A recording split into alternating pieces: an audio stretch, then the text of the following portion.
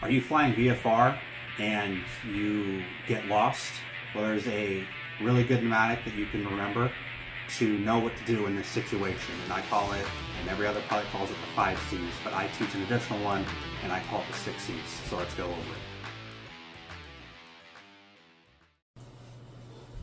Alright, so our first item on the VFR Lost Procedures in following the 6 C's, most pilots learn it as the 5 C's, as we've mentioned before. But I like to teach 6 C's, and I'll tell you which one is the addition here shortly. So, starting here with confess. So, you need to confess to yourself that you're lost. The sooner you acknowledge it, the sooner you can fix it. The next step you should be doing is climb.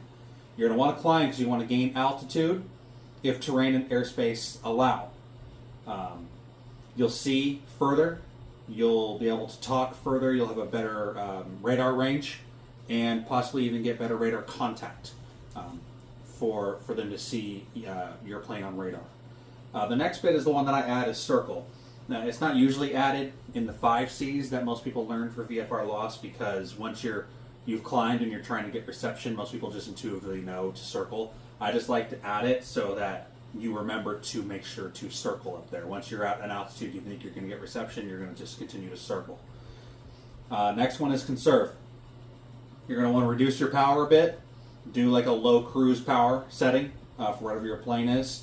That way you can conserve fuel, because you don't know how long you're going to be troubleshooting and you need to buy yourself some time. So that kind of coincides with climbing. If you climb up there and you're up at a higher altitude, you'll burn less fuel when you're up higher, but also reducing your power will help you conserve.